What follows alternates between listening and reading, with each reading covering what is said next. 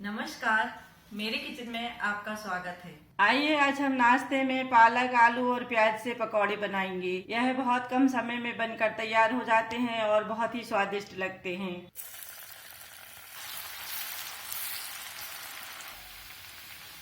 आप देख सकते हैं कितने क्रिस्पी पकौड़े बने हैं। आज हम पालक आलू प्याज के मिक्स पकौड़े बनाएंगे। पकौड़े बनाने के लिए हमने इस तरह से ताजी पालक ली है। इसमें हम डालेंगे एक प्याज एक आलू और बेसन, तलने के लिए तेल। इसमें हम डालेंगे हरा धनिया, हरी मिर्च, पिसा हुआ अदरक।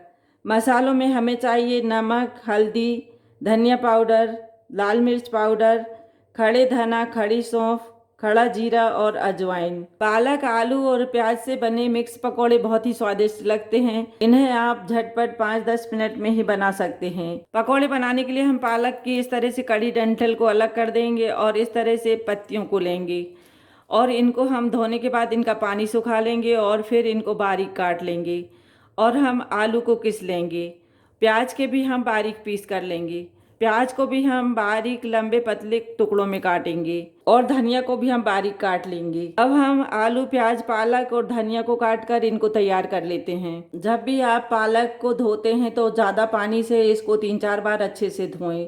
उसके बाद इसका पानी निथार लें, फिर उसके बाद ही आप पकौड़े बनाएं। नहीं तो अगर पालक में पानी रहेगा तो फिर आपके पकोड़े अच्छे कुरकुरे नहीं बनेंगे और इसका मिश्रण भी गीला हो जाएगा। इसलिए आपको ध्यान रखना है कि पालक को धोने के बाद इसको छन्नी में रख दें और इसका पानी निकाल दें। उसके बाद ही पकोड़े बनाएं। पालक को अच्छे से साफ कर लें और इस तरह से कड़ी डंठल को तोड़ दें और इस तरह से पत्तियों को तोड़कर अलग रख लें। फिर इससे पकौड़े बनाएं। पालक आलू और प्याज के पकौड़े बनाने के लिए हमने इस तरह से प्याज को लंबे पतले टुकड़ों में काट कर रखा है और इस तरह से बारीक पालक काटा है और इसी तरह से लंबे पीस में हमने आलू काटे हैं। आप चाहें तो आलू को घिसकर भी डाल सकते हैं। और हमने धनिया काट कर रखी और हरी मिर्च, और कुछ मिर्च को हम पकौड़े के साथ तलकर डालेंगे। पालक आलू और प्याज के पकौड़े बनाने के लिए हमने इस तरह से पतले लंबे पीस में पालक आलू और प्याज के पकौड़े बनाने के लिए हमने प्याज को इस तरह से पतले लंबे पीस में काटा है और इसी तरह से आलू काटे हैं। और हमने पालक को भी इस तरह से बारीक टुकड़ों में काटा है और धनिया को काट कर रखा है और हरी मिर्च को। और हम इस तरह से अदरक को घिस कर डालेंगे। 2 मिर्च को हम तलकर पकौड़े के साथ परोसेंगे। आप चाहें तो आलू को घिस भी सकते हैं। आप चाहें तो आलू को घिसकर भी डाल सकते हैं। आपको ध्यान रखना है पकौड़ों में इस तरह से ही आलू को पतले पीस में काटना है। मिक्स पकौड़े बनाने के लिए आप ज़्यादा देर पहले से अगर आलू को काट कर रखते हैं तो इन्हें पानी में डाल दें, नहीं तो इनका कलर चेंज हो जाता है और ये लाल होने लगते हैं। आपको ध्यान रखना है इसी तरह से पतले पीस में आपको आलू प्याज काटना है, तभी आपके पकौड़े अच्छे कुरकुरे बनेंगे। पकौड़े बनाने के लिए हम अब बाउल में डाल देते हैं पालक, आलू और कटी हुई प्याज। इसी में हम डालेंगे कटी हुई हरी मिर्च और किसा हुआ अदरक और हरा धनिया। और अब हम इसमें डाल देते हैं खड़े धने, खड़ी सौंफ, जीरा और अजवाइन। खड़े धना, खड़ी सौंफ, जीरा और अजवाइन डालने से पकौड़े का स्वाद बहुत अच्छा आता है। जब पकौड़े खाते समय बीच बीच में ये आते हैं तो बहुत ही स्वादिष्ट लगते हैं। आप पकौड़े जब भी बनाते हैं तो अदरक को घिसकर डालें और खड़े धना, सौंफ, जीरा और अजवाइन ज़रूर डालें। अब हम इसमें सभी सूखे मसाले डाल देते हैं। लाल मिर्च, धनिया पाउडर, हल्दी और नमक। हमने 1/4 चम्मच लाल मिर्च डाली है, आधा चम्मच धनिया पाउडर, आधा चम्मच हल्दी और नमक स्वादानुसार। अब हम इन सब चीज़ों को इस तरह से मिला देते हैं और इसी में अब हम डालेंगे बेसन।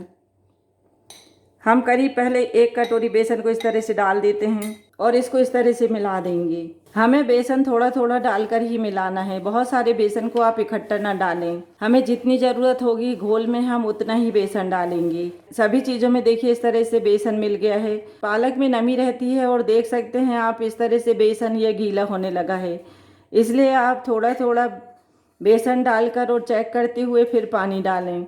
इस तरह से बेसन की कोटिंग आ गई है और हम इसमें 2 चम्मच बेसन और डाल देते हैं। और अब हम इसमें थोड़ा थोड़ा पानी डालकर इसका मिश्रण तैयार करेंगे। हमें इसमें बहुत सारा एक साथ पानी नहीं डालना है। जब तक हम घोल बनाते हैं एक तरफ हम तेल को गर्म होने रख देते हैं। तेल गर्म होगा जब तक हमारा मिश्रण भी बनकर तैयार हो जाएगा। और जब भी आप पकौड़े बनाते हैं तो तुरंत घोल बनाएं और फिर इसको तुरंत सेक लें। अगर आप बहुत देर तक घोल बना रखा रहने देंगे तो पकौड़े का कलर भी अच्छा हरा नहीं आता है और पकौड़े भी बहुत कुरकुरे नहीं बनते हैं। देखिए इस तरह से बेसन अच्छे से मिल गया है। यह अभी अपने आप थोड़ा और नरम हो जाएगा, इसलिए हम इसमें ज़्यादा पानी का उपयोग नहीं करेंगे। इस तरह से जब बेसन बंधने लगे पालक में तब तक आप इसमें बेसन डालें। हमें इसमें 1 चम्मच बेसन की और ज़रूरत है और हम थोड़ा सा पानी और डालेंगे। इस तरह से हमने इसमें आधा कप पानी डाल दिया है और इसमें हमारा 2 कटोरी बेसन लग गया है। आप इस तरह से बेसन की मात्रा चेक कर लें और इसका गाढ़ापन, उसी के हिसाब से आप बेसन और पानी डालें। अब मिश्रण बनकर तैयार हो गया है, बहुत अच्छी इसकी खुशबू आ रही है। अब हमारा तेल भी गर्म हो गया है, अब हम पकौड़े तल लेते हैं। हम 1 कटोरी में पानी ले लेते हैं और इस तरह से हाथ को पानी में डुबा लेंगे और हाथ में पकौड़े का मिश्रण लेकर के तेल में इस तरह से पकौड़े तोड़ेंगे। हमें उंगली की सहायता से इस तरह से खुरदुरे पकौड़े बनाना है, गोल गोल ना बनाएं। आप इस तरह से छितरे हुए पकौड़े बनाएं जो बहुत ही क्रिस्पी रहते हैं। जब पकौड़े थोड़े कड़क हो जाएं उसके बाद ही आप पलटें, नहीं तो आपके पकौड़े टूट जाएंगे। अब यह हल्के से सिक चुके हैं, अब हम इन्हें पलट देते हैं। आँच का आपको ध्यान रखना है, इन्हें तेज मीडियम आंच पर ही तलना है। अगर आप आंच को धीमा रखेंगे तो पकौड़े में तेल बहुत ज़्यादा भर जाता है और यह क्रिस्पी भी नहीं बनते हैं। इस तरह से पकौड़ों को 2-3 बार पलटते हुए हमें इनको कुरकुरा और सुनहरा तलना है।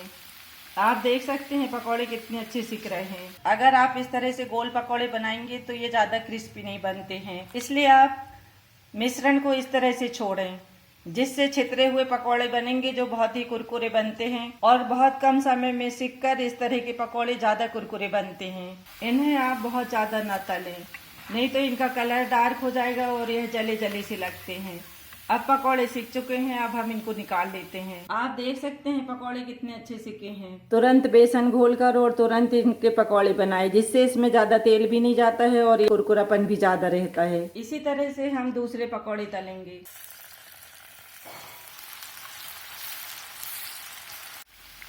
सिक चुके हैं, अब हम इनको निकाल लेते हैं। हमने एक एक करके सभी पकौड़े तल लिए हैं। आप देख सकते हैं कितने क्रिस्पी पकौड़े बने हैं। आप भी इस तरह से पकौड़े बनाकर इनको अपने मनपसंद चटनियों के साथ सर्व करें।